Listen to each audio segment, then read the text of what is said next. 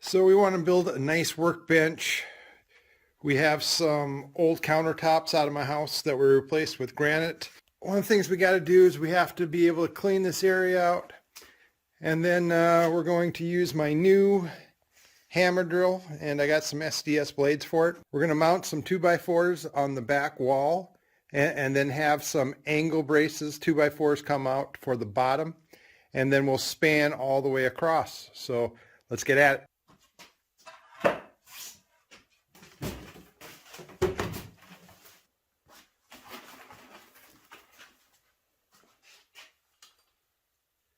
That's not good anymore.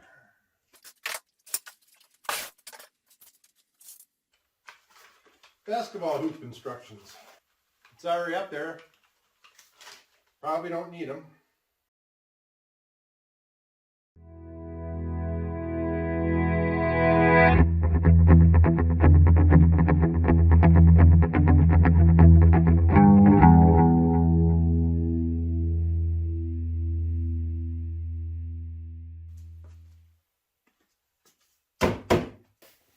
All right, let's see how far we have. 6 feet, 3 feet, and 33 inches. So we almost got 12 feet. So the 12 feet will take the entire area here. I have air here. I have a dedicated 30 amp here and regular outlet here. I think I would like to start about here and go that way. My table saw is 35 inches tall. The base of my chop saw, it looks like 35 inches is where a lot of this, I think if you go down to 32, you're going to be bending down more. So we're going to shoot for about 35 inches countertop height, which would be right here. Although that kind of feels a little on the low side.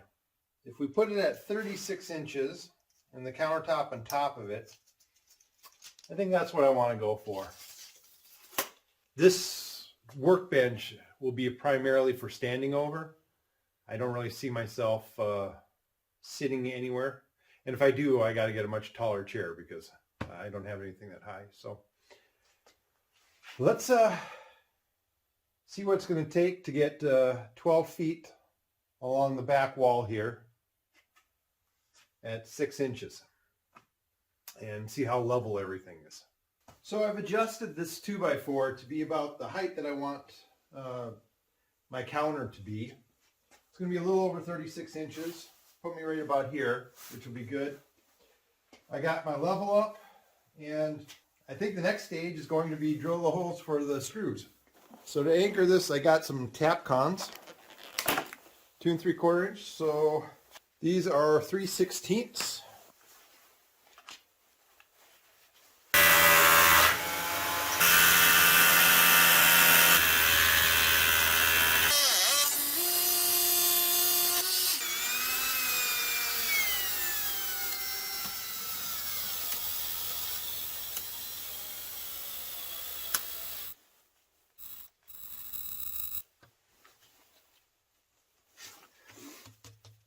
So what I find works very well for these Tapcons. My first few were very frustrating. A few mistakes. I didn't use the right size drill bit.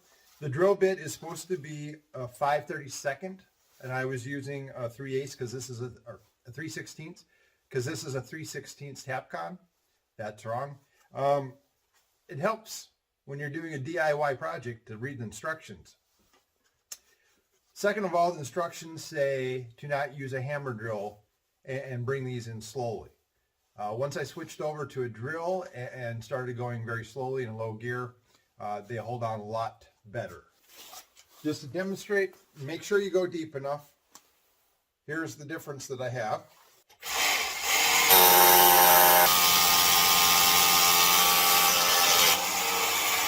Then the instructions say clean the hole out. So I'm just using a little compressed air. You can also use a vacuum cleaner. And lastly, just using a screwdriver with low gear and set for screw.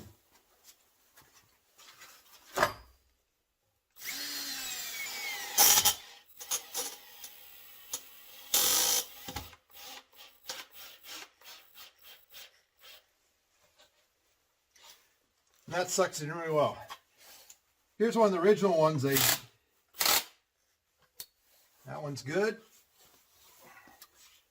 So I got there. So I've drawn in 7 Tapcons into this. I'm going to angle the bottom legs in, so there's going to be a force that's going to want to pull the top of this out. The last thing I want to do is have my whole workbench come crashing down, so I want to make sure that I definitely do a good job at putting enough anchors in this. So off camera, I'll put in a few more, and then we'll move on to building the structure for it.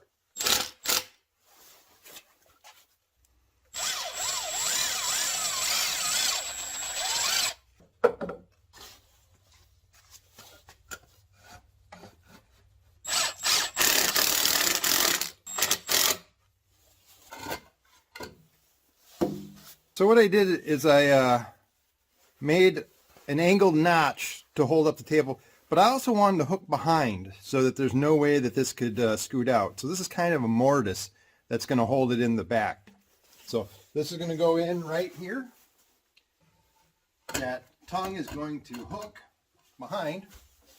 And now without even putting a screw in,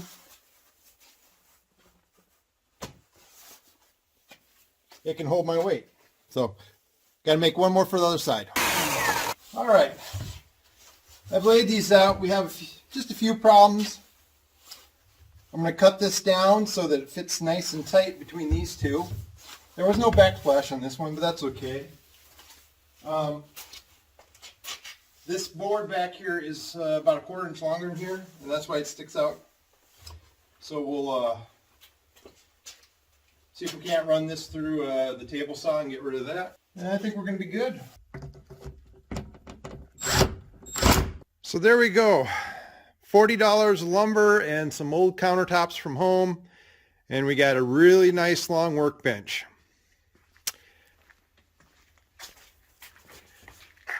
I added a central forged vise.